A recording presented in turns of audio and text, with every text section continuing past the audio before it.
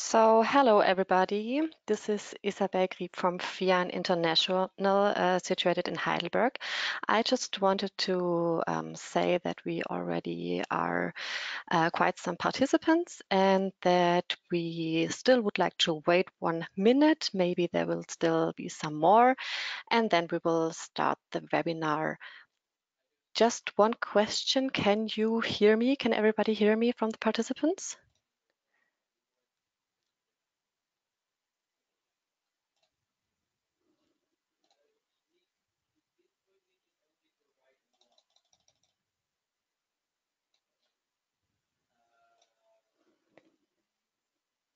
Great, thank you very much. I see some people writing here in the chat. That's great. You can hear me. That's great. Okay, we will wait another minute and then we will get started. Thank you.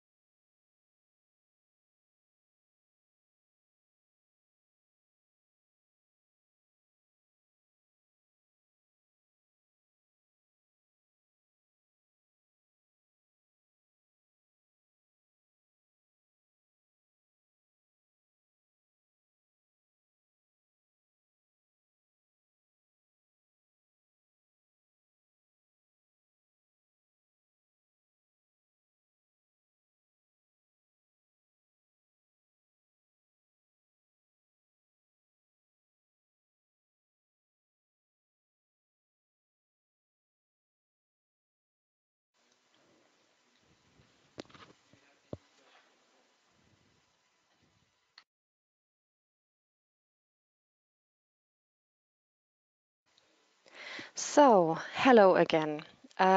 This is again Isabel Grieb from FIAN International. Welcome everybody to our second webinar in this row.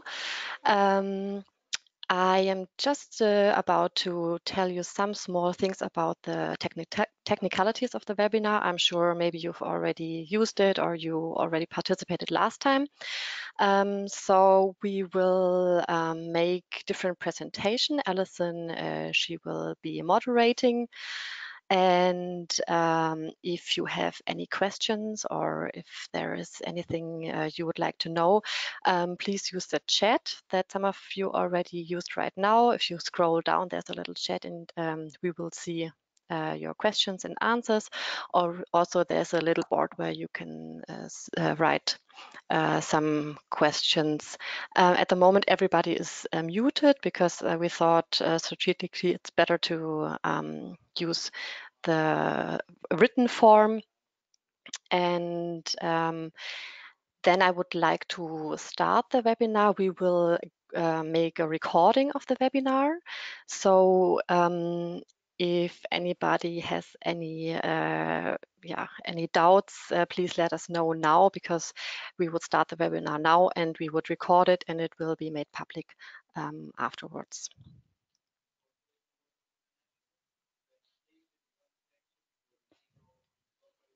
Okay, so far I don't see any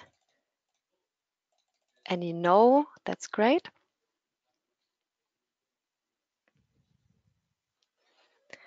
Then I will record now and I will hand over to Alison. Great. I'm going to start briefly just by giving us a little bit of a history of why are we doing these webinars, what happened in the first webinar, what was sort of the crux of the content there, and then talk about just briefly about one strategy here in the US. And then I will introduce my colleagues who will be speaking from Arizona, from the United States, from Scotland, and from Toronto, Canada. And then afterwards, we'll take your questions. We're going to ask that you please put your questions in the chat box or in the question box so that we can get a sense of what the general questions are, the themes of the questions, and then we'll be glad to respond to those with the time that's allotted. So Isabel, if you could go to the next slide. So why this webinar? As many of you know, and maybe some of you don't, this is the second webinar in a series that we are doing around the normalization of food charity in Europe and in North America. And this particular webinar today is to highlight some of the strategies of resistance or the alternative strategies to food banking that really sit in the wheelhouse of a right to food framework and approach. So how do we come to this, to do these webinars? It really resulted from the awareness, the growing awareness about the precipitous rise in food bank use and the emergency food aid sector in general in the UK and across Europe. And it's not unlike the situation in US and Canada. A direct result, you could say broadly, of an ever weakening welfare state where people are undermined by policies as well as structural forces in their efforts to provide for their families. So these folks wind up relying increasingly on food charity from the private nonprofit sector as entitlements become even weaker in today's political climate and therefore insufficient. So the issue of hunger is a public one, but is being increasingly relegated to the private sector as a problem to manage. But as Rebecca D'Souza says, charity is not an appropriate solution to end hunger. Charity depoliticizes the issue of hunger, and it silences civic participation and resistance. Next slide. Next slide, please. Yes, the rapid growth of the emergency food aid sector over the last decade in the UK is only less concerning than, as Graham Riches pointed out in the last webinar, it's only less concerning than the speed with which food banks and the third sector, or the nonprofit sector, have become socially acceptable in the eyes of the public as a way of dealing with food poverty, defined as the inability to afford enough nutritious food. Next slide. And as we learned from Sabine Goodwin and Imogen Bishop in the first webinar, the last decade has given rise to austerity measures in the UK, coupled with a neoliberal policy agenda at the national level, fraying the formerly robust social welfare net, leaving millions of UK residents, including over 4 million children, living in poverty. Next slide. A vast majority of citizens in the US and Canada have grown up with private charity as the normative model in addressing hunger. So what started as a strategy to address a temporary crisis in the late 1960s stateside, that is private nonprofit sector food charity is now being provided through one of the 60,000 plus food banks, food pantries, and soup kitchens. And this, for many, has become a routine way of ensuring that their families get enough food and nutrition. Next slide. Next slide, please. In the US and Canada, anti-hunger advocates have begun tweaking the food access model so that the emphasis is increasingly on nutritious and fresh food, as well as other social services perhaps being provided at the point of access.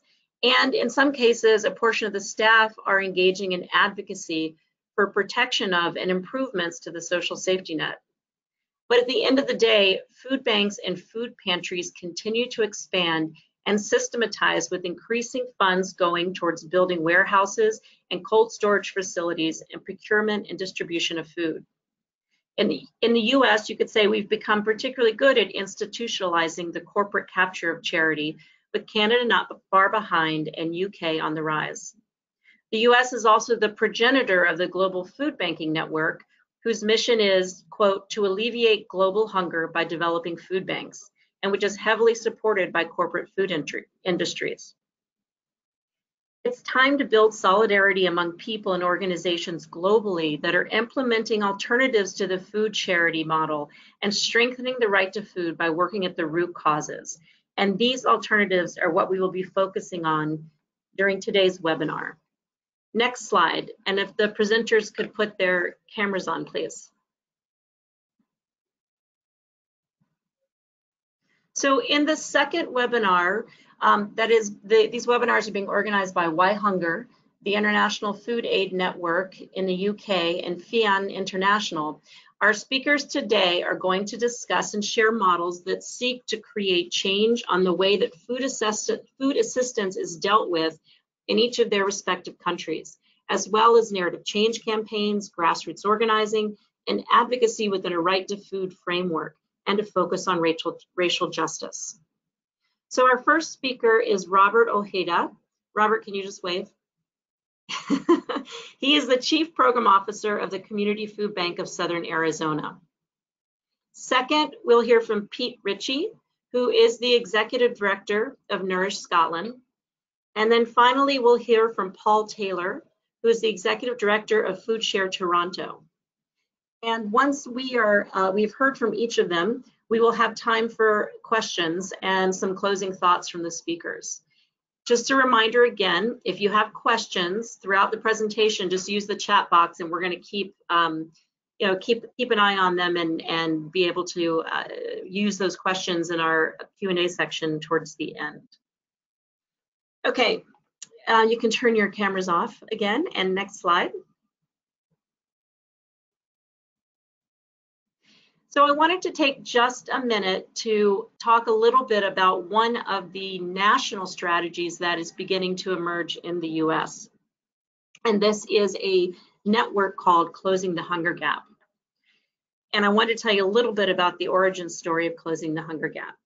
This was driven by ongoing conversations between food access organizations in the US, frustrated with their inability year after year to live up to their missions to end hunger.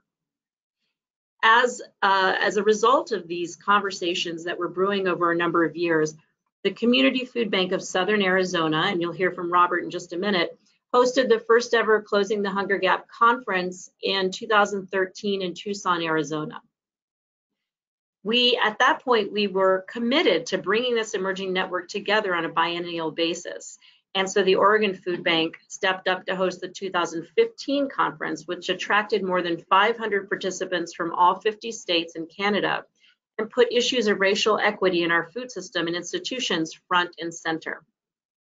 This was the first time that the issue of race and other intersectional issues such as economic justice really entered the lexicon and the conversation, the dialogue at an event of this size.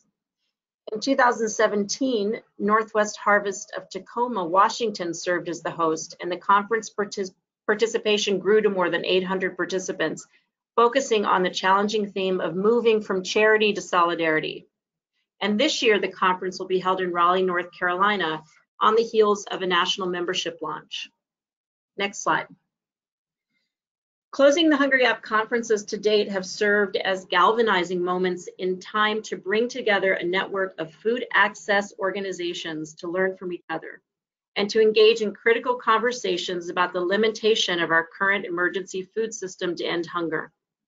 Outside of the conferences, Closing the Hunger Gap continues to serve as a place for learning and conversation, while also building the foundation for networking across our country to shift organizational practices and narrative from that of charity to social justice. Next slide. By becoming a membership-based alliance, we're aiming to build power as a national presence to promote a collective voice calling for food to be recognized and upheld as a human right. Next slide. So we invite you to join us. Check out these links here. Join us for our conference in Raleigh, North Carolina, and help us to continue building our membership and building a collective voice for shifting the emergency food system from that one rooted in charity to one in justice. Thank you. And now I would like to introduce Robert Ojeda. You can go to the next slide, Isabel. Robert Ojeda, who is the Chief Program Officer at the Community Food Bank of Southern Arizona. Robert.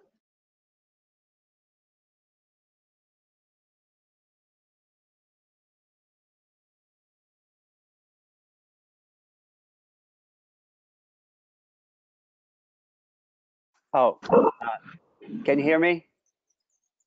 We can hear you now, Robert. Okay, great. So I live in Tucson, Arizona.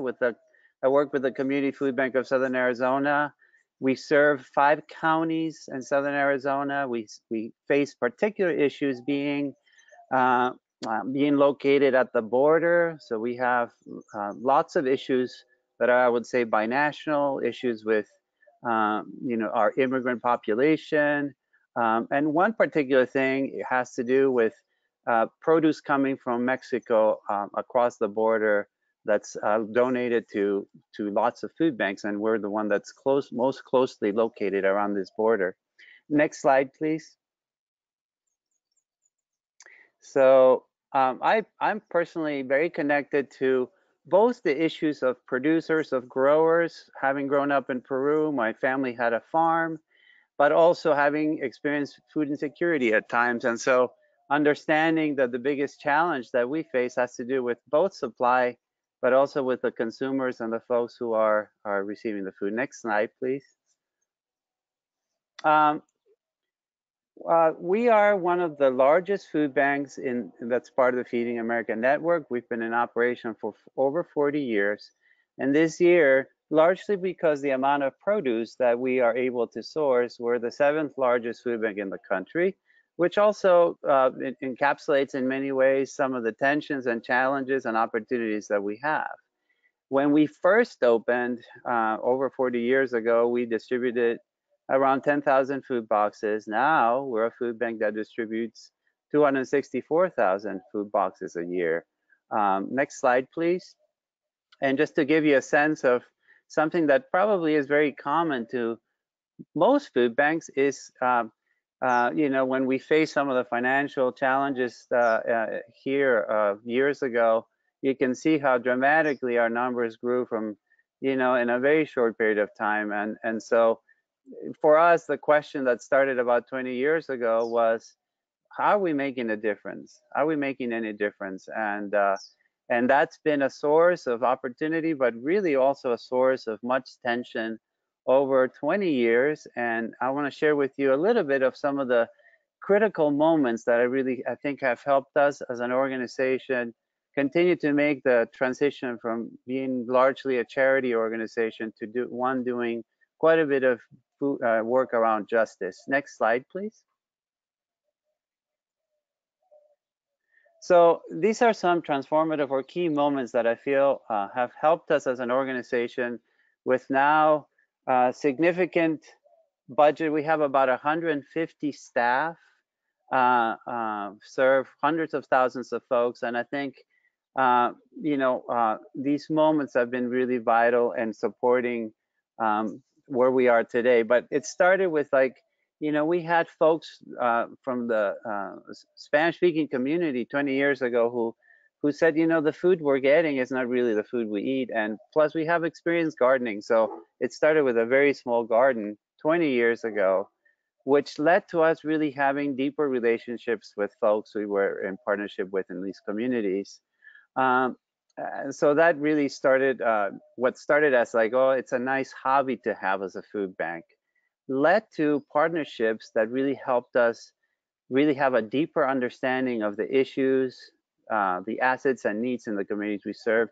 So in 2010 or so, after 10 years of having done some of this food production, gardening, some farmers market work, we really in robust ways started going to the communities we served and doing, in partnership with folks on the university, food ethnographies, which started really telling us that just hunger relief was not doing it for folks. And in fact, many of the communities we were serving were really frustrated with us as an organization and just imposing our will and what we thought were the needs of these communities.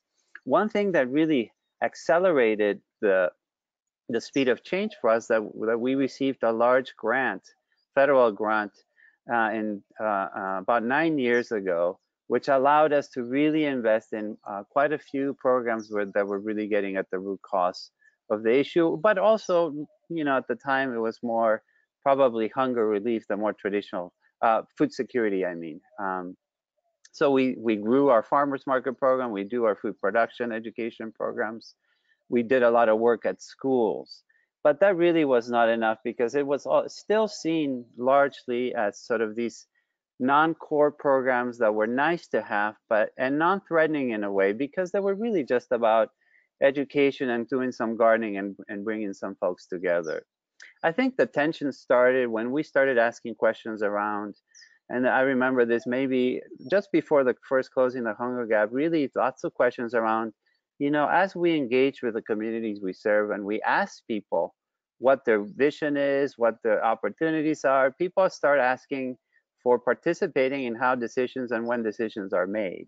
And once we started bringing these conversations to the food bank, I think the challenges really started. There was even more tension, and one opportunity we had to really continue to move the organization in that direction was to host the first Closing the Hunger Gap, and we had an opportunity to involve our board, many of our community leaders, and then them deeply engaged with each other. And I think that was really an opportunity for us to really institutionalize this work.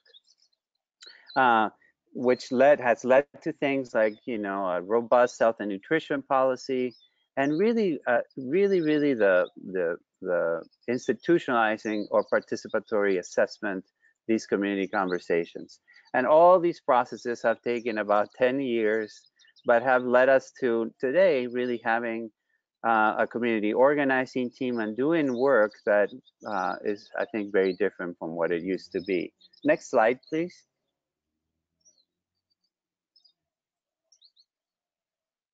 I would say one of the things that was really foundational for us is that most food banks probably have two parallel areas operating at the same time. One has to do with operations and the other one has to do with programs. And largely operations oversees hunger relief. And one of the things we've done over the years is to really have conversations around operations being a support system for programs. And once we were able to have that conversation and agree we would have a different kind of look at this, then things have changed somewhat. So now actually programs sit at the core. Of course, as you can see here in this slide, families, neighborhoods, and communities, individuals, families, neighborhoods, and communities, but really programs at the core. And that's really helped us have a different kind of discussion. Out of all of these assessments and all of this work, we also learned that these 4 issues that you can see on the screen are really opportunities for us to get engaged. Unequal access to healthy food, social isolation, diet-related disease.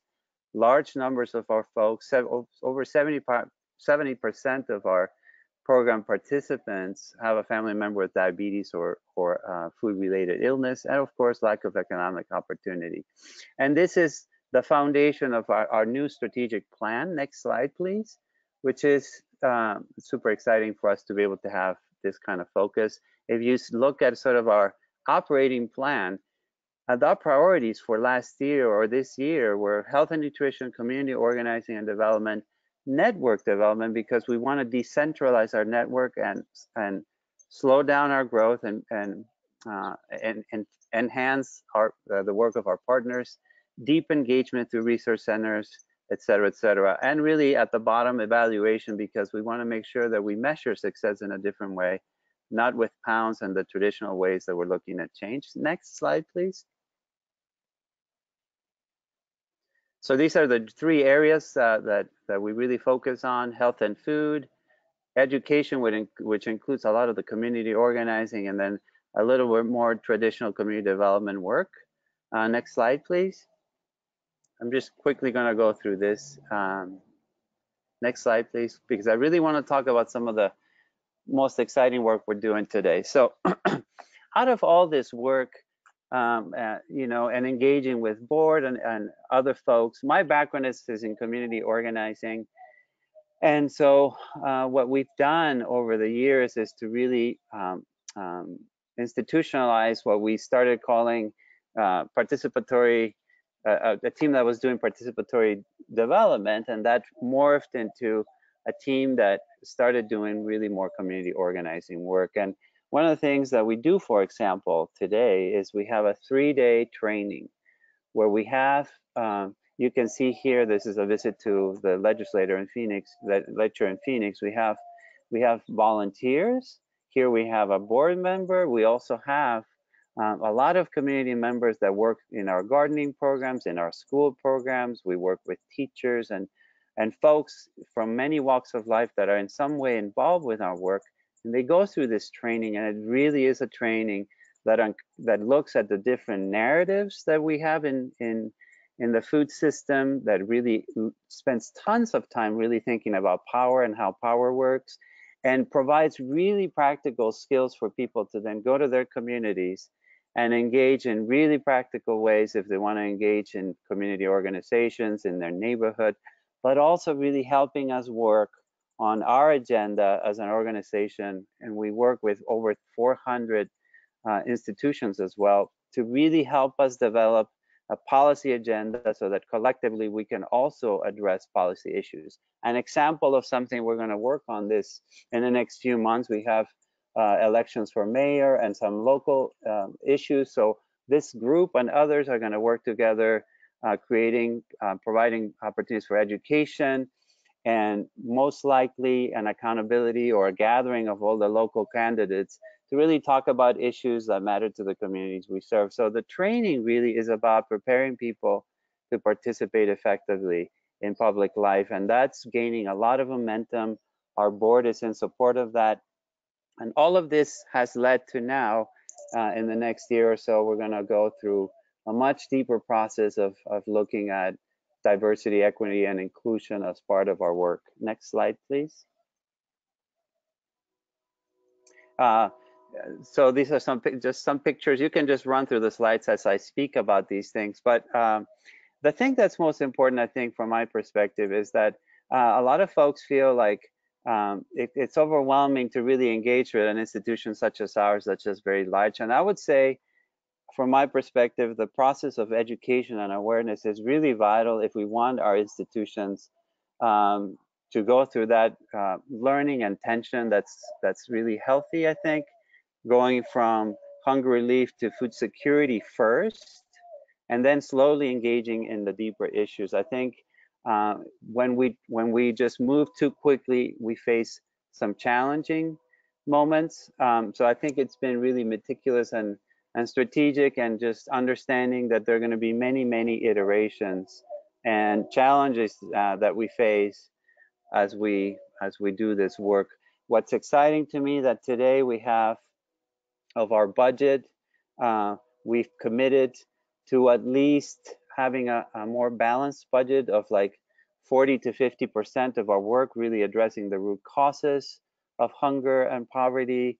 We continue to hire people that have lived experience, that are community experts, not just people that come from like the more traditional academic backgrounds. We continue to think about ways that we can bring voice to the communities we serve. And so we've institutionalized, as an example, client-driven metrics of success, but also feedback loops as some of the things we're doing and strategies that we're working on. Thank you so much. Thanks, Robert. Thank you very much. We are, please don't forget to, if you have questions, to put them into the chat box or the question box. And now we're going to hear from Pete, the Executive Director of Nourishs Scotland. Thanks, Pete.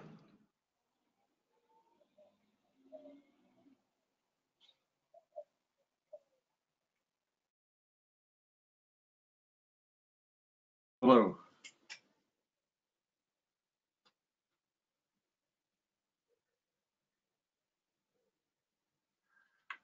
Can you hear me? Yes, Pete, we can hear you, Pete. Okay, you went. Yeah, I lost your sound a minute. Right. Hello, everybody. My name's Pete Ritchie. I'm Director of Nourishs Scotland, and I'm just going to talk to you about the work we've been doing to support the right to food. Next slide, please.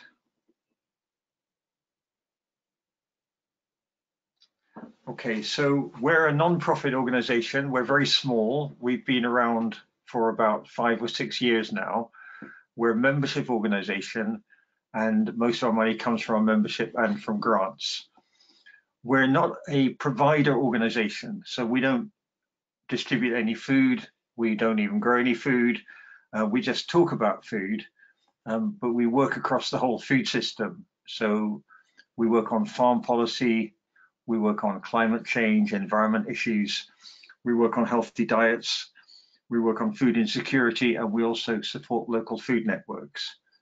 But as I say, we do that very much from a policy perspective and working in partnership both with communities and with a whole bunch of other organizations and with scientists and from time to time with government. So we've been advocating for the right to food since 2014, when we hosted an international conference with farmers from around the world and food activists. And we've been asking the Scottish Government to get the right to food into Scottish law since that time. Next slide, please. Okay, I'm going to just give you a bit of the background in terms of Scotland and where we are, because it's a different country in very, very many ways. And important to say that in Scotland and the UK, food banks are a very recent phenomenon. We didn't introduce them in the 1980s when we had a recession the same as everyone else, because we had a stronger support system, social security safety net. They really only came into existence since the 2007 financial crash and price spike. And the very deliberate decision of the UK government from 2010 in particular to punish the poor for the financial crash. So what we've seen since 2010 right up to the present is a continued squeeze on living standards, while the people who caused the financial crash in many ways have got richer and richer. And that's been a deliberate economic policy by the UK governments. And we were very much called out on that by the UN Special Rapporteur when he visited last year. So the Scottish Government is a different political party. Scotland has significant devolved powers over some aspects, but not over social security as a whole, not over minimum wage, and not over macroeconomics. So we're still very much in the slipstream of the UK, and the Scottish Government has made some efforts to mitigate the worst effect of austerity. So, for example, we have essentially a tax in the UK for people who have spare rooms in their house, encourage them to move to smaller houses. And we've not introduced that in Scotland, or we've compensated people who have to pay that in Scotland. And we've done similar things like that. We have a welfare fund which you can go to for emergency help when you run out of money. And there's a few tens of millions of pounds goes into that. And a lot of that is used by people who've run out of money and run out of food. So it doesn't stop people going to food banks, but it's another bit of the welfare system that can support people in crisis. And to be clear, quite often that crisis is caused in the UK by poor administration of the social security system, with people having to wait, or people being sanctioned, as in punished, for filling in their forms wrong, or not going to enough job interviews, or some other reason to catch them out. That policy was the first main driver of food bank use. The second one has been universal credit, which is a new benefit system which is not working well. And the third one is persistent low wages and part-time hours. So that's the austerity context. And as I say, in government in Scotland, there have been some efforts to reduce the impact of austerity. And they've introduced these three measures recently. One is the Child Poverty Act, which sets statutory targets. In other words, government's committing itself to reduce that by 2030. A fuel poverty bill just going through Parliament, which sets a target for 2040 to reduce the number of houses in fuel poverty, and their work on period poverty, where they've provided access to free sanitary products.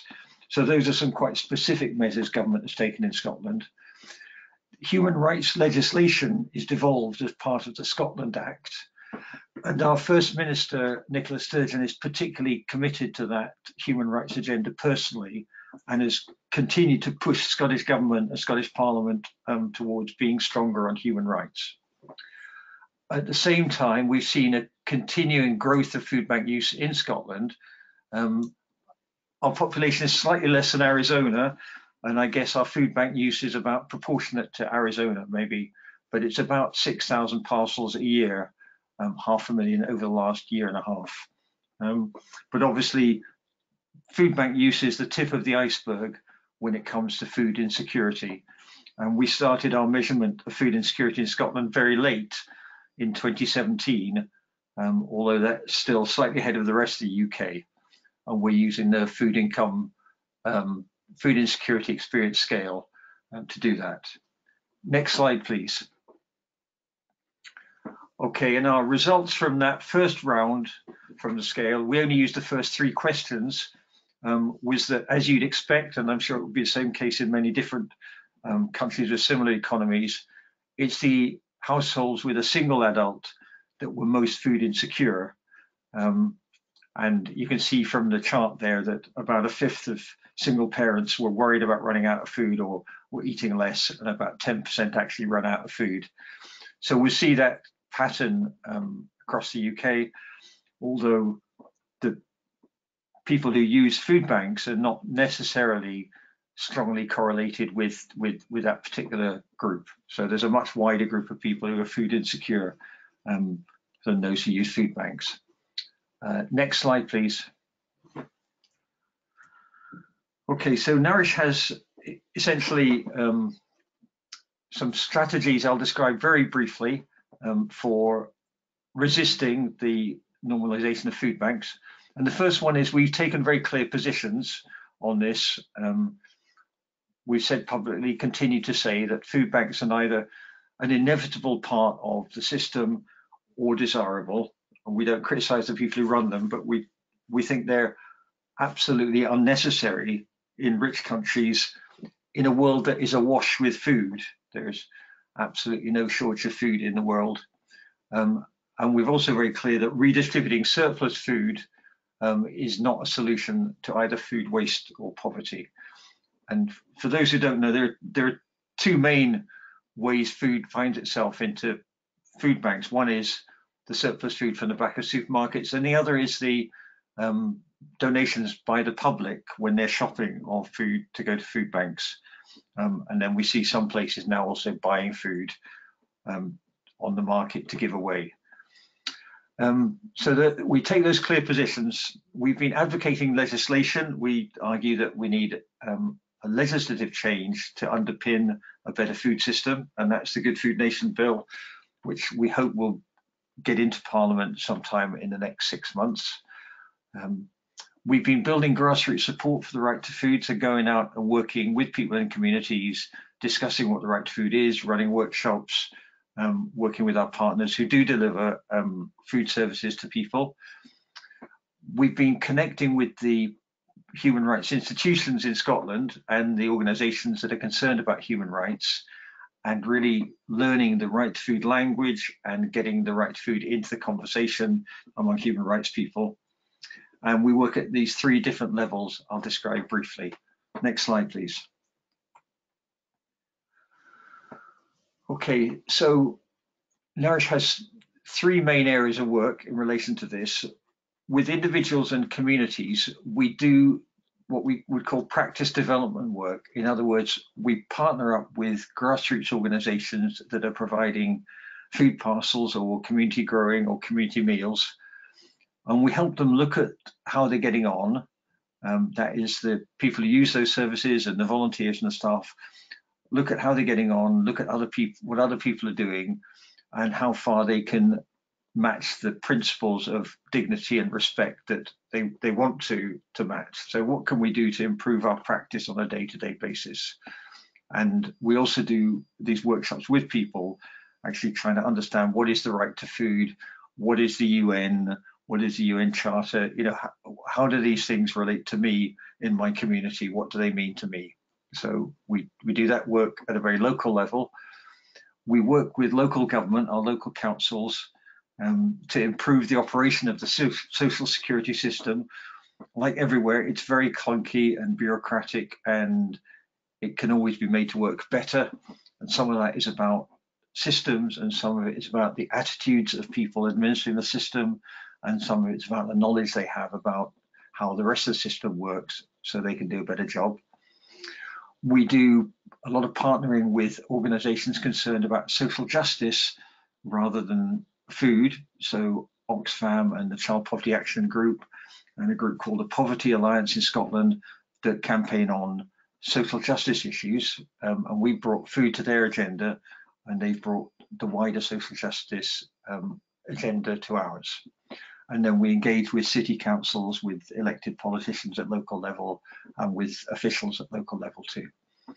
And then at national level, we've influenced the national conversation by giving evidence at the UN in Geneva about the situation in the UK and in Scotland, and in turn that came back in the form of recommendations to the Scottish and UK governments, which incidentally the Scottish government takes seriously, the UK government less so. We've done a lot of work out in communities. We've done the kitchen table talks, which is people simply getting together, talking about food together and what's important to them. We're running a petition through the Parliament, and then we lobby elected representatives and get them to support the right to food. We've built a very broad coalition in Scotland, including the churches and trade unions and academics and community groups and environmental organisations to promote the right to food. And we've also been influencing, to some extent, the conversation in the UK through alliances and partnerships with England and the other devolved nations. So I think that's us, that's what we've been doing. Thank you. Thank you so much, Pete. Now we'll hear from Paul Taylor, who is the Executive Director of Food Share Toronto. Thanks, Paul.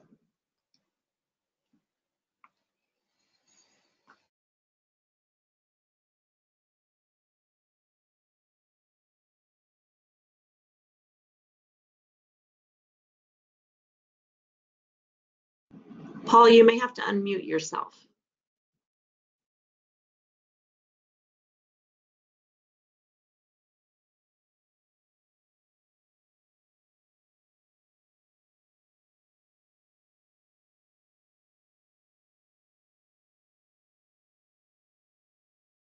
Paul, I'm sorry, but we can't hear you.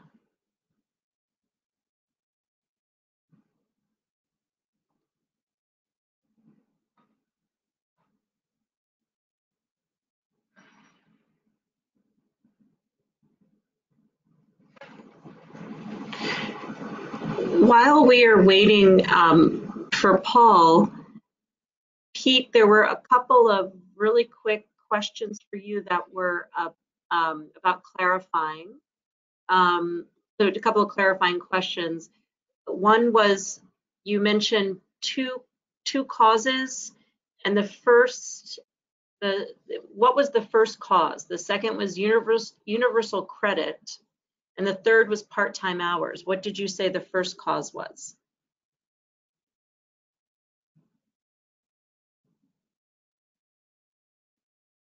Pete, do you mind coming back on to answer that question?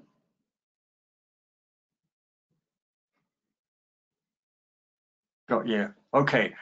So the first cause was benefit sanctions. In other words, where people who are on, say, job seekers allowance, they're getting benefits while they're out of work, and they have to maybe go for 10 job interviews in a week.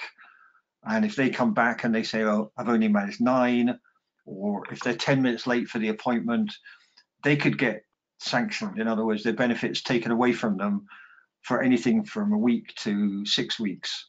And of course, they then don't have any money. So that the first growth in food banks was very much driven by those sorts of fairly arbitrary punishments that were handed out by the benefit system. Okay, and Pete, the second question was just clarifying if the numbers you were presenting were percentages. The numbers on the food insecurity sheet from the food insecurity survey were percentages. Is that what you meant? The number on the table, she's clarifying. Yeah, so 20% of single parents. Great. Yeah, that's right. All right, thank you so much. Okay. Paul, can you give us a shout? Let's see if we can hear you now.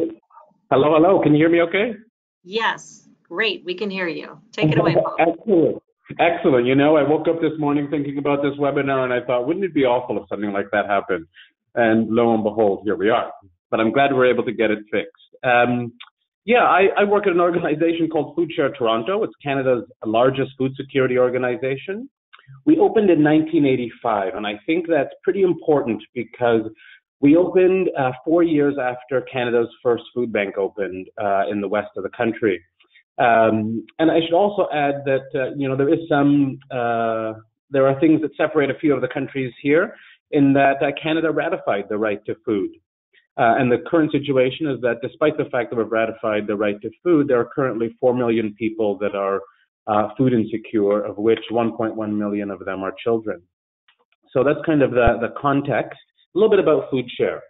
Our vision is good, healthy food for all.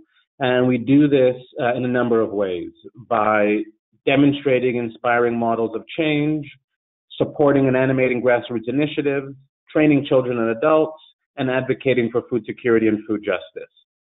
Our core values, of course, part of the reason we're on this call is that we feel that everyone has a right to good, healthy food. Another key piece is that we feel that communities have the capacity to lead. So by respecting the inherent strengths of communities and partnering with communities, we can realize the changes that we seek. So really important for us is that the people that are most affected by the issues we're working on must be at the front and center of the solution finding. I myself, although I'm the executive director of Food Share, I have lived experience of poverty. You know, and we're located in Toronto, where the bulk of our work happens, and we know that in the Toronto context, there are 12.6% of Torontonians live in food insecure households. When we apply a race lens to that number increases to 25 to 29%, particularly for Black and Indigenous folks. So as part of our approach, we've developed things like an Indigenous advisory circle. We take guidance from Indigenous community leaders, as well as an advisory committee made up of 60 or so members that meets. We provide dinner, an honorarium, childcare, and we prioritize people's participation in the advisory committee who are coming from communities that we know are most likely to experience food insecurity. So I'm going to move to slide 2, and you can see some of my colleagues and I. This is a photo at our last annual general meeting. We do this every year. One of the things that really strikes me, particularly when I think about my colleagues, is something that someone once said to me early on. I've been at Food Share for 2 years, and one of my colleagues said to me that food security for them is about having a good job. So one of the things we've done is also really take a look at our HR practices, again, to make sure that the folks from communities most affected by these issues are hired to work on solutions. So, you know, there's work that we do out there talking about access to employment and all kinds of things, but there's also work within our own organization. So we do a few things. We have an anonymous hiring process when people submit their resumes. The folks on the hiring committee don't see the names, the schools, or the addresses of where people live. We're also really thoughtful around things like the qualifications and really making sure that we are valuing and demonstrating a valuing of people's lived experience. A couple of the things we do that I think are pretty noteworthy and I think have helped create a workplace that's accessible to folks that interact with a few barriers to meaningful employment. You know, in our last pay grid review, we made sure that we used a poverty reduction lens, and we gave folks at the bottom of our pay grid a 25% increase, while folks at the top of our pay grid got no increase. A couple of things that I'm also really proud to share is that we have an emergency loan program. You know, typically for folks to support them in accessing housing. In Toronto, you're required to pay first and last to move into a place. So for a while, it was $1,500. We just increased that to $2,000. And it's a no-interest loan that folks can schedule how they want to pay that back. And then also looking at lots of organizations across the spectrum are really good at engaging, well, some more than others, engaging folks of color, racialized folks in entry-level positions. So really thinking about how, as an organization, can we make sure we're doing the work of shattering any glass ceilings that exist within our own work and sharing that news with others, which is why I share some of the stuff that we've been working on today. a little bit more about food share. So the next 3 slides that you're going to see are all what we call our good food markets. So we support 46 of these good food markets across the city of Toronto. Many folks outside of Toronto haven't heard of a good food market.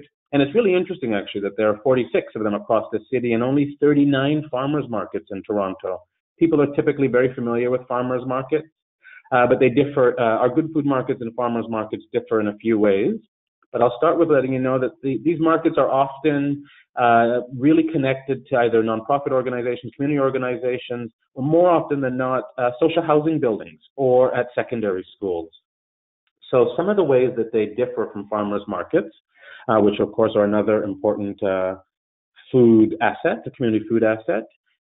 Where farmers markets prioritize, of course, access to local produce. What we do instead through our good food markets is we prioritize access to affordable produce. So that means we have local as well as international produce available. I think it's really important to note that FoodShare doesn't run these markets. What we do is we support community champions and then, of course, provide the access to affordable produce. So we're able to secure affordable produce through our bulk buying. We have several other initiatives that where we're buying produce and have long-standing relationships with farmers and other suppliers. So it really helps keep our costs down. And what I love about this also, and what we all love about this, is that we have people who are living in these communities are working to address the lack of access to affordable produce in their community. So this model is not based on leftovers or donations, or as is often the case with charitable interventions, this is not based on kind of well-intentioned middle-class folks from affluent parts of town feeling like they're doing their bit by dishing out other people's leftovers. It's people from the community working to address the wicked problems in their neighborhood. What we do is we provide support to them around bookkeeping, marketing and promotion, helping with identify a location and ongoing troubleshooting and support, and also convene several times a year all of the folks who are coordinating these markets across their community. And unlike grocery stores, we have community members who are placing the orders for the produce that they want to make available at their good food market. So that really ensures and supports a kind of cultural and community responsiveness. We're starting to, the next phase of our work, we're in the middle of a strategic planning process, just about at the end. We're really starting to give some thought to how do we support organizing around the right to food in those spaces. So far, we've engaged a number of those folks who are coordinating these good food markets in our advisory committee. I'm going to move to slides 7 and 8, to the next 2 slides, and introduce you to one other of our initiatives. That's a map of where the good food markets exist across the city. And the one after that, please. Great. So I want to introduce you to something else that we do called the Good Food Box. And really at the center of the Good Food Box is promoting universal access to affordable produce. Again, leveraging our bulk buying to offer lower prices.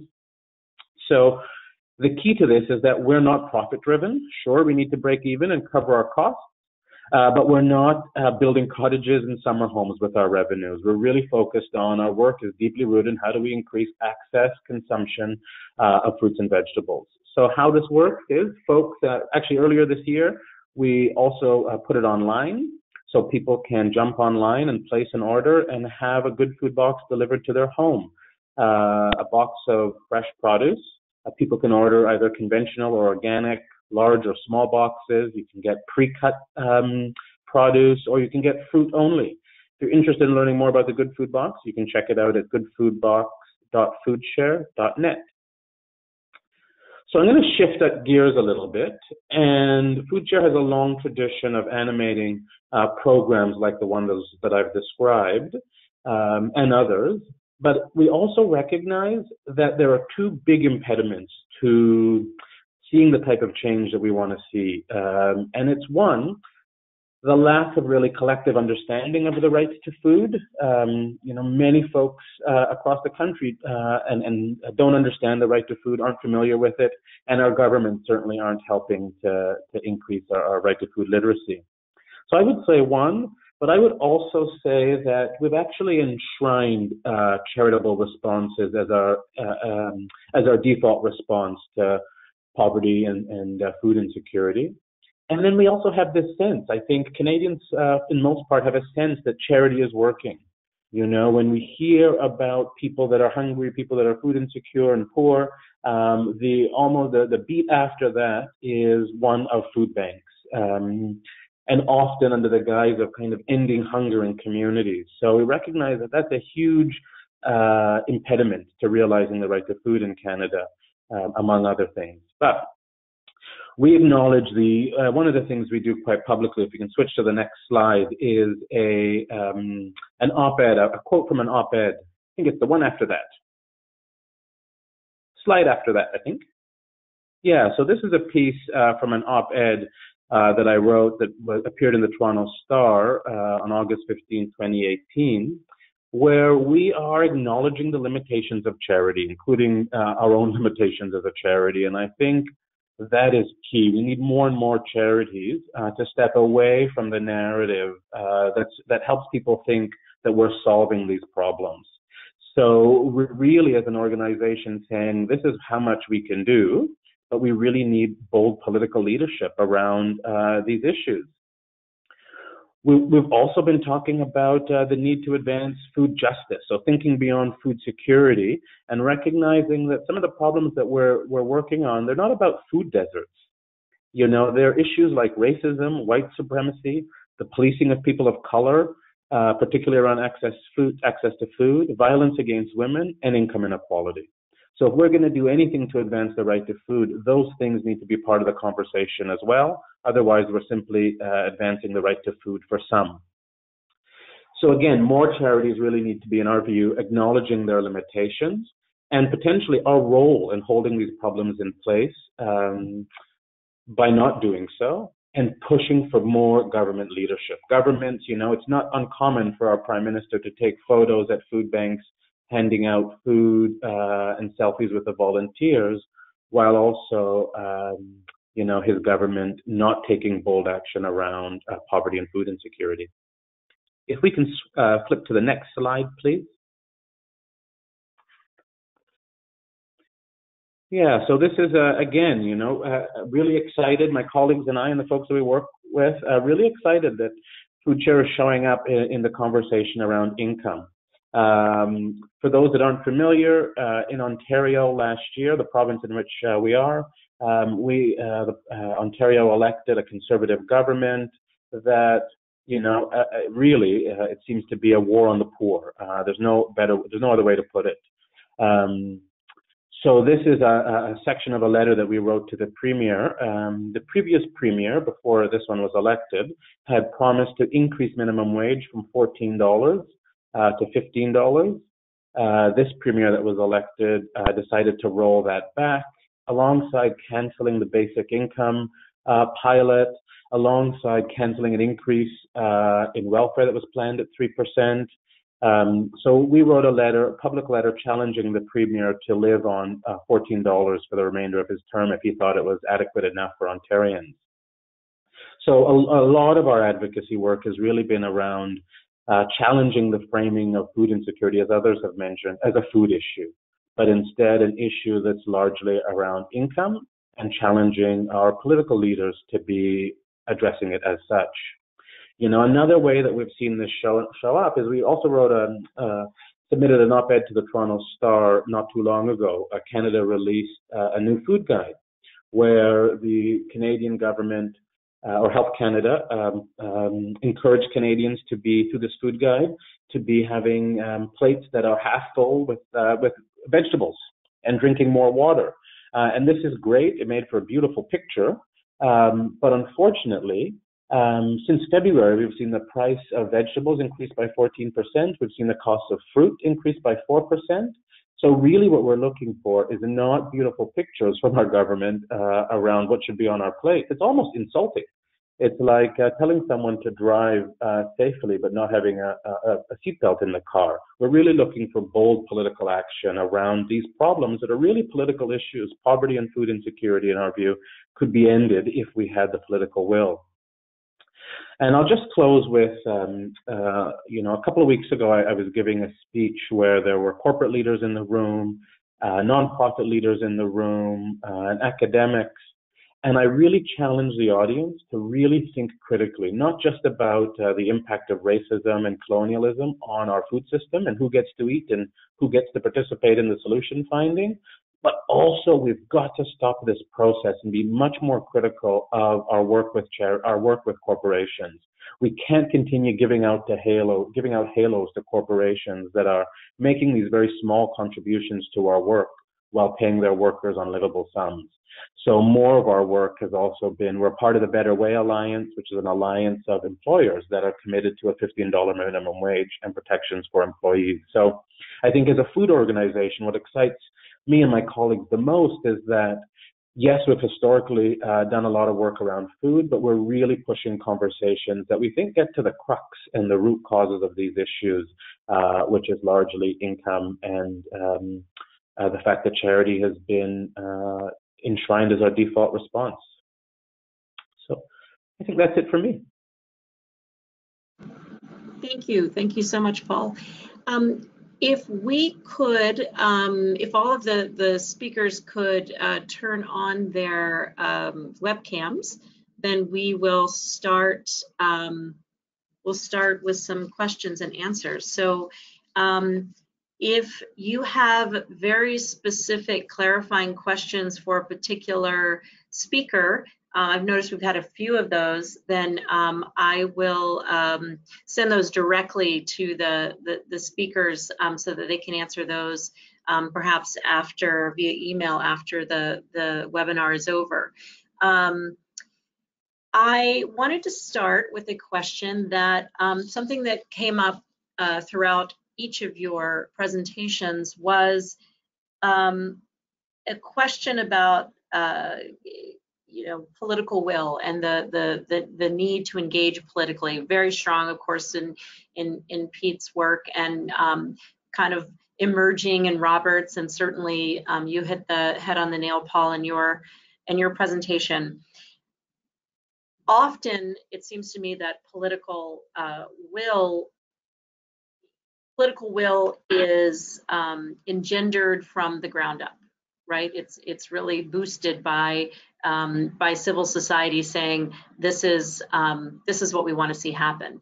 And my question to you is,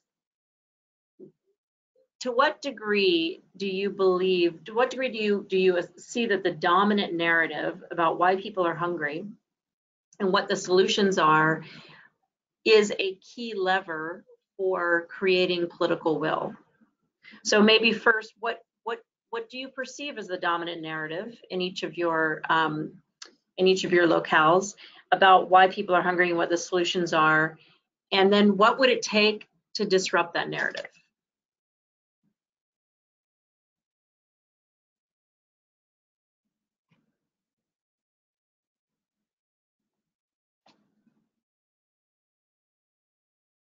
I could jump in.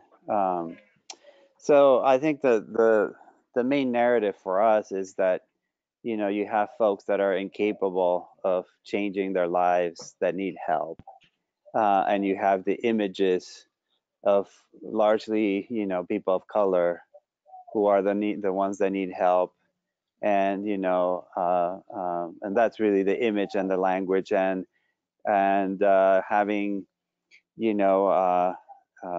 corporations being a vital piece of the solution. I think that's the main narrative that we see here.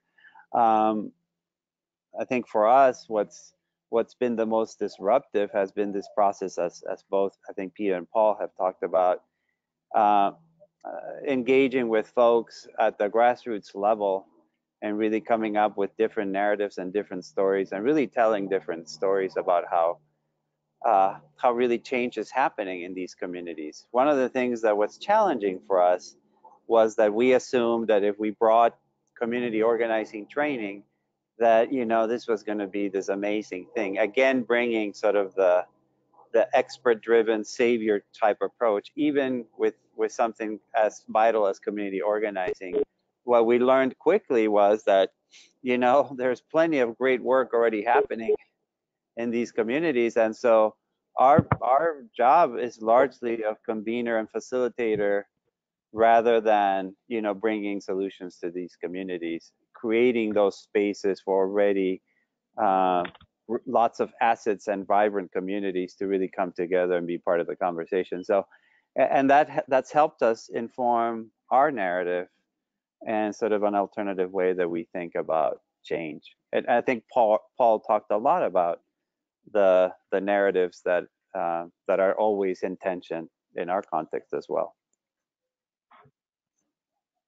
I think there's one other thing that I neglected to mention that I think we really need to address if we're going to advance any of this work, and it's the fact that collectively there really is a distrust of the poor. You know, I remember working at a homeless youth shelter, and we created a social enterprise where we were giving jobs to paying money to the youth for their participation, and there was a lot of pushback. You know, people thought, oh, we shouldn't be giving money to poor people, and I had to say to them often, when I get paid, no one says to me, here's 6 bananas and an apple, you know? So I think we really have to think really broadly around the impact of distrust of the poor folks and their ability to make decisions that work for them.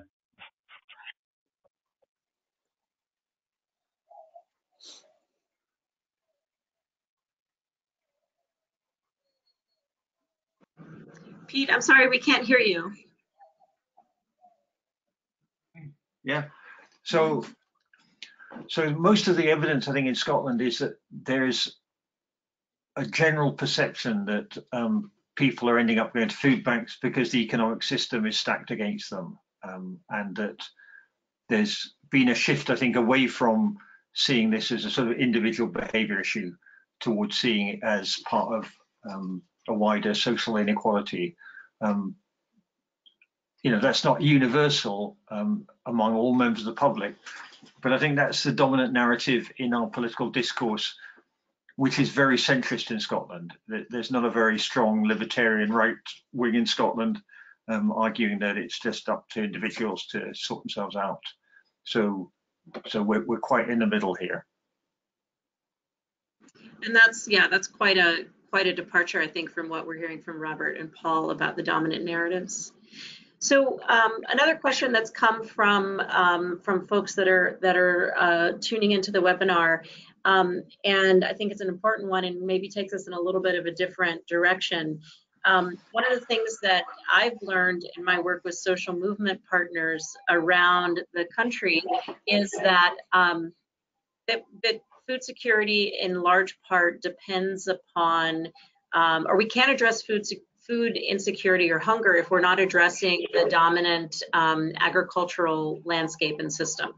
So this question is, the question of food production and ecology has almost gone unmentioned in this webinar, and yet features heavily as a part of food banks' political rationalizations.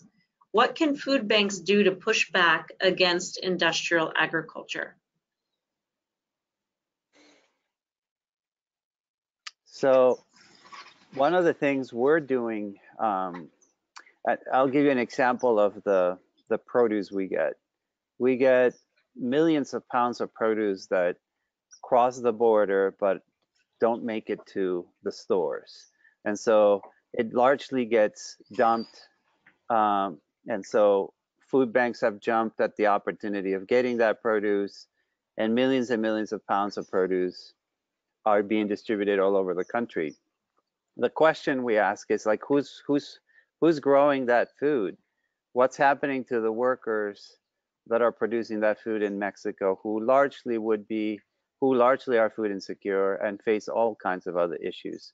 So one of the things we're doing to try to disrupt the model is we're in the process of engaging with the most progressive food producers and actually distributors to really look at a different way that we can explore what's happening with produce. I'll give you an example. There's a farm based in Mexico who does fair trade.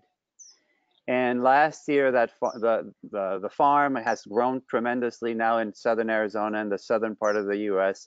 They're training other growers in the US as well on fair trade issues and how they can transition into fair trade.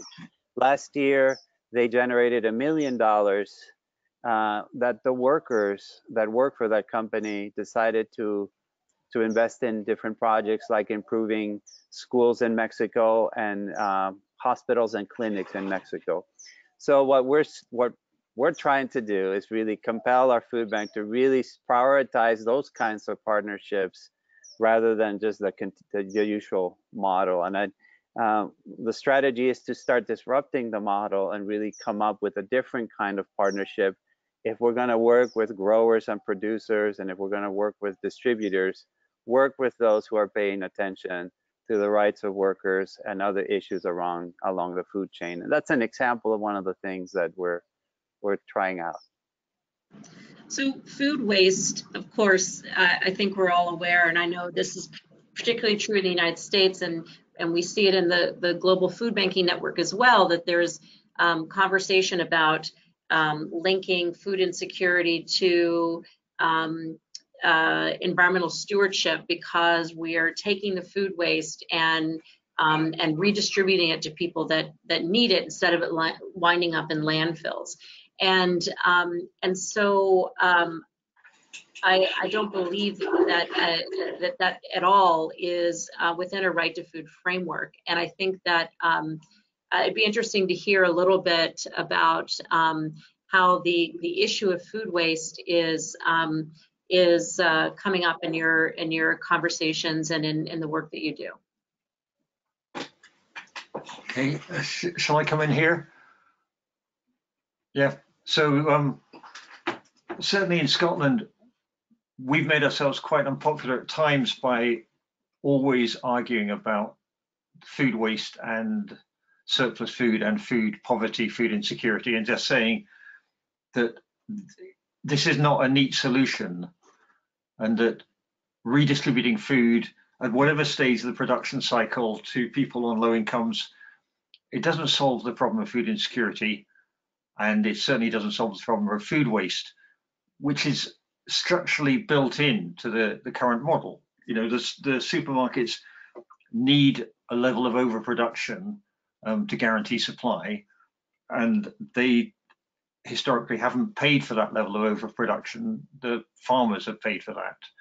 So some supermarkets in the UK are taking that seriously and are trying to address that and take waste out of their supply chains quite effectively. And we think there's maybe a role for secondary markets to redistribute food, but this joining up of the two agendas of food waste and food insecurity, we resist at every opportunity, because we think it's lazy thinking. The facts don't stack up, and it solves neither problem.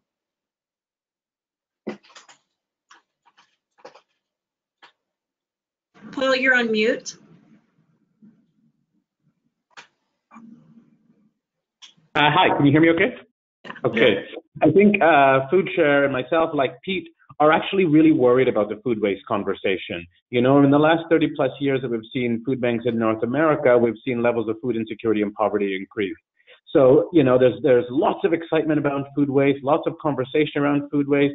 You know, I feel like there's new apps being developed. It's like food waste meets tech. And I'm really worried that it will set us on a course for the next 30 years not to be getting to the root causes of those issues. And I just want to go back to that question previously around what could food banks be doing, or organizations like FoodShare be doing. I think more and more part of the conversation is about, less about, for food banks at least, receiving food bank donations by way of product, but instead dollars, so that they could make purchases.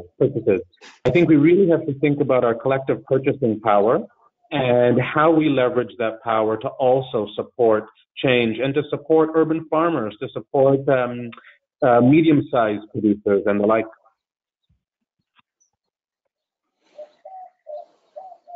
There's a follow-up question from one of the attendees around this issue, and she says, should we stop the rise of community fridges? I'm not sure what that is, but I believe it's sort of a kind of food pantry. should we stop the rise of community fridges if it is not solving the problem? Is it on the rise in the UK? What would you say is the solution if it doesn't solve either food insecurity or food waste? Happy to kickstart this one if that's helpful. Yes, please. Okay, so I always get worried when I hear about these sorts of models because I think it reinforces a two-tier food system. Like there's no food safety. When I go out to eat somewhere or purchase something from a store, I can trace back to some extent. There's a mechanism for accountability. Through these community fridges, I feel like what we're saying to folks with low incomes or who are poor or food insecure is that the food that's made available to you doesn't need the same protections, and in essence, you don't matter. So I think it's also a pretty dangerous narrative. Yeah, I certainly think that community fridges are just another iteration of people trying to find a way of solving what they see as real problems, real needs in their community, and they keep thinking of ways of doing that with food that are going to work and are going to make a difference at scale. And I think community fridges might be a good way to have people have a conversation and talk about how they could organize something different together, but they're not going to solve the problem. I think Paul's absolutely right. There's a real danger that somebody gets sick out of a community fridge, or we can't scale up that sort of model. Most of the stuff that most of us with some shame throw away, the half a pizza or something isn't the sort of thing you're going to put in a community fridge and somebody's going to want to eat. So I just think we keep trying to have painless ways of solving food insecurity without changing anything else about the economic model or about what people get paid or about how the food system works. And you can't do that. Communities can't solve this problem by having schemes and wheezes and things that are a bit like shops but not really shops. And those efforts are good if they help communities to mobilize and if they help people to discuss the right to food and get angry and do things together and claim their rights. But if they're seen as a sustainable solution to food insecurity, they're simply not. And we're kidding ourselves if we think however many community fridges we have, that somehow that's going to stop people running out of food. So changing a tiny bit the direction of the conversation, there's another question about, Paul, you mentioned racism and white supremacy, as well as a whole host of other, I think everyone's been touching on a variety of intersectional issues that food insecurity can't be addressed unless we're looking at racism, white supremacy, economic justice, climate change, and violence against women and children, etc. So the question is about racism and white supremacy in particular, and can you talk or explain a little bit about what is the connection between food insecurity, hunger, right to food, and race? Mm-hmm. It's a very easy, light question for you. Actually, I would say, if you look at the stats in most countries, it's racialized folks who are the most food insecure. And it's not because racialized folks don't know how to put food in their carts. It's because they're a system that excludes them from excludes us from meaningful employment and the like. So I think, I'm proud of the work that we're doing at Food Chain. I'm proud of the work that we're challenging other organizations to do, but really looking at things like profiling in grocery stores, looking at things like, who gets to sit at the table and design the solutions. I think as a food movement, at least in this country, we're really good at designing interventions for middle-class white folks. And I think it's because those solutions are being designed by middle-class white folks. So I think one of the ways that we can challenge at least racism in the food movement is around thinking about who's at the table, whose knowledge are we valuing, and whose voices are we listening to. But ultimately, you know, there are pretty significant systems that impact people's ability to access food. And we think we really need joined up policy. So we need to look at things like childcare. It's as Pete said, you know, food is not going to be the solution to this issue. And as soon as we start diving into issues like colonialism and racism and white supremacy, we start to see that there are other levers that we need to be toggling to advance the right to food outside of food. Robert, you're in an area of the U.S. that is very racialized, as Paul said, in a lot of ways, and I'm wondering if you could speak to it at all in terms of the critical nature of, in the organizing work that you're doing in particular, the critical nature of addressing issues of race and immigration in particular. Yeah, so I would say around 60% of the folks that come through the food bank come from the Spanish-speaking community or are connected directly to the immigrant community. And there are some issues that we need to be aware of and address directly. And one of them has to do with the trauma of the immigrant experience and how traumatized our community is by the experience itself. And so I fully agree. You know, there's distrust, there's apprehension. And if we don't really do this deeper work of one, for example, undoing the stereotypes of poverty, of what poverty looks like. We have a workshop, for example, all of our volunteers who are largely those folks that Paul's talking about, those middle class, well-meaning folks have to go through that training. And it's really about addressing our own biases and stereotypes around what poverty looks like. And one of the bigger issues, one of the bigger outcomes is that folks are very capable of solving their own issues, and they have the capacity to address those. And so it's definitely an issue that's important that we really address. And now with this community organizing training, this civic engagement training, I can give you an example of this woman who joined us at our farm. We have an urban farm, a Spanish speaker, who through this process of engaging and learning about power and how it works, decided she was going to run for her local neighborhood association, which was really led by the same folks who largely discriminated against the immigrant population. It was a very polarized community. Well, she learned how to organize. She became the president of the association and faced very big challenges around issues of race and also her gender. But an example of like how important it is, long story short, Panchita, her name, she's leveraged in a short time $300,000 from local government for neighborhood improvements, but also she's played a key role in really bridging the communities that were very polarized. And so working with those most disenfranchised is, in our context, is just vital. And also hiring people that are the experts, as you've also talked about. And a lot of these experts are mistrusting food banks as well. And so that's one thing that's been a priority for us, to really do something similar to what Paul is talking about as far as who we hire and what we value, the kind of knowledge that we value.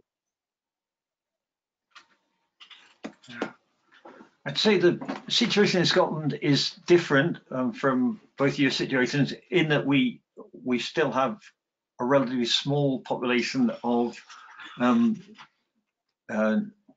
Black and ethnic minority Scots. It's greater than it was, but it's still quite small. And so our society is divided much more along class lines. That's the bigger fault line, it has to be said. There's been some really interesting work that's happened in recent years, because we've had refugees and asylum seekers come to Scotland. And unlike many parts of the world, Scotland's really short of people. And there is a common consciousness, and again, not everybody shares this, but there's a widespread view, and government is very clear on this, that people are welcome to come to Scotland and make their home here, and we want people to come to Scotland and make their home here. So there's a very different sort of narrative, certainly put across by government and by local government, that we're trying to welcome people from different countries to Scotland. Now, that may not last forever, but it's a positive thing at the moment. And while we don't think that the community food organizations, and they don't think that the work they do with community meals and with community growing is going to tackle food insecurity, it is a fantastic tool for community building, community organizing, community connecting. And what we're seeing is, you know, just really a wave of talent and insight and creativity coming from some of the people that we would call new Scots. People are coming to Scotland with different food experiences, food knowledge, food culture, and really, quite honestly, livening up what we do in Scotland and making it a much better place to live. So we've been actually very positively impacted by having slightly more diversity in our communities now than we did maybe 10 or 15 years ago. And that's not to say that people are not discriminated against in Scotland on the basis of race or gender or disability. They certainly are. But that, in a sense, our society in Scotland at the moment isn't predominantly, I would say, fractured along those lines. And I would also add that some of the faith communities do amazing work behind the scenes on providing community meals and community donations in a very inclusive way, and in a very sort of a way that doesn't expect gratitude and doesn't blow a trumpet. We've been really impressed by some of that work. So we're nearing the end of our time here, and I wanted to thank the three of you so much for your contributions, and I think this is really enabling us to move the conversation forward around strategically, how do we learn from each other around the ways in which we can practically and strategically resist the normalization of food charity in our countries, and also begin to advocate for the right to food, or use the right to food framework as a platform for advocacy and for narrative change. I'd love to give you all just 1 minute to offer any parting thoughts for our viewers. Before we do that, I want to remind everyone that we will be sending out a link to this webinar so that you can view it again and share it. Or if there are others that did not get a chance to be a part of this today, they'll be able to view it as well.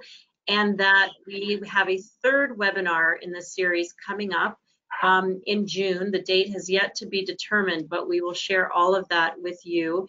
And that webinar will be centered on folks with lived experience, people that are experts by experience, that are in the community, and we're looking forward to hearing those voices as well. So, Paul, can I start with you? Sure. I would just say, you know, I think really strong allies or potential allies in this conversation, folks like Robert and others, you know, that are working at food banks or food-based organizations that are volunteering. We need you. If you're thinking about what you can do above and beyond the work that you do at food banks, it's really participating in conversations around the need for policy change and policy interventions, especially those rooted in income. Great, thank you. Robert. I was just going to say that we take a couple steps forward and a couple steps back, but it takes time. And the most valuable thing for us over the years has been those partnerships and having others walk with us and learn together. And we really need to come together and have a national platform to address these issues as well. So a plug for coming to the Closing the Hunger Gap for those of us who are able to in North America. That would be wonderful. Yeah, and can I say, it's great. Yeah, it's just great to hear from people like Robert and Paul, who are sort of very much on the front line and trying to deal with these huge problems, and have managed to sort of keep their thinking clear and their analysis clear, and they're working on trying to change what's a massive system stacked against all of us. And just in finishing, going back to the industrialized food model thing, most of what we need to tackle is not to do with the food system. But at the same time, I think we do need to make common cause with small farmers and people around the world who are saying, look, you know, the food system is broken. It promised you that it would deliver food for everybody and enough food for everybody, and it's clearly not doing that. And we do need to challenge the food system on its failures to nourish people on this planet. Thank you. That's an excellent conclusion. And I've been thinking throughout this webinar that perhaps we need a fourth one that's really focused on farmers and agriculture, and really begin to build some of those connections and solidarity there as well. So again, thank you all so much. Thanks to everyone who joined us. We had about 200 people sign up for this webinar, and we had 80 folks that were consistently on the line throughout. So we really appreciate that, and we think it's a good signal that these are conversations that folks are interested in having. And we look forward to hearing from you all again soon. And again, Pete, Robert, Paul, thank you so much for your time and your contributions. Thank you. Thank you. All right, be in touch, everyone. Bye. Bye-bye.